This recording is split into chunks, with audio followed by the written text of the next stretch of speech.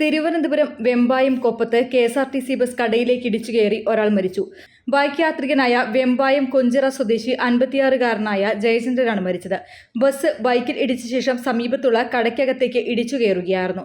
കടയ്ക്കുള്ളിലുണ്ടായിരുന്ന ഉടമയും മറ്റൊരാളും കടയുടെ പുറകുവശം വഴി ഓടി രക്ഷപ്പെട്ടു.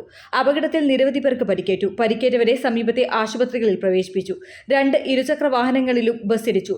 ബസ് അമിത വേഗത്തിലായിരുന്നുവെന്നും സമീപത്തെ വാഹനങ്ങളെയടക്കം ഇടിച്ചു തെറിപ്പിച്ചാണ് കടയിലേക്ക് കയറിയതെന്നും നാട്ടുകാർ പറയുന്നു. ഡ്രൈവർക്കടക്കം പരിക്കുള്ളതായാണ് റിപ്പോർട്ടുകൾ. പരിക്കേറ്റവരിൽ ചിലരുടെ നില ഗുരുതരമാണ്. News desk media vision. എൻ്റെ ഫസ്റ്റ് ഡെലിവറി ഇവിടെ തന്നെയായിരുന്നു, നിസാർ ഹോസ്പിറ്റലിൽ തന്നെയായിരുന്നു. അതൊരു 6 വർഷം മുന്നേ.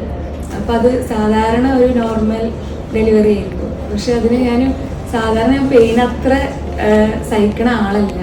അപ്പോൾ അത് കാരണം ഭയങ്കര ബുദ്ധിമുട്ടായിരുന്നു എനിക്ക് ഫസ്റ്റ് ഡെലിവറി.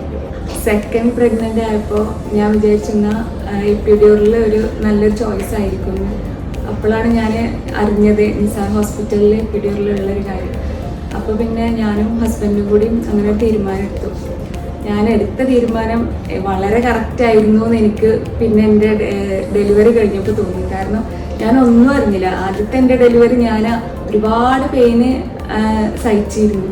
പക്ഷെ ഇപ്പോഴത്തെ എൻ്റെ ഡെലിവറി ഞാൻ ഒന്നും അറിഞ്ഞിട്ടുണ്ടായിരുന്നില്ല. പിന്നെ ഇവിടുത്തെ സ്റ്റാഫുകളായാലും ഡോക്ടേഴ്സ് ആയാലും എൻ്റെ ഡെലിവറി എടുത്തത് ശ്രുതി ഡോക്ടറായിരുന്നു. ശ്രുതി ഡോക്ടർ ഒരുപാട് നന്നായിട്ട് കോപ്പറേറ്റ് ചെയ്തിരുന്നു എന്നോട്. എന്നെ പോലെ തീരെ പെയിന് സഹിക്കാൻ പറ്റാത്ത ആൾക്കാരാണെന്നുണ്ടെങ്കിൽ എപ്പിഡ്യൂറലാണ് അവർക്ക് ഏറ്റവും നല്ല ചോയ്സ്.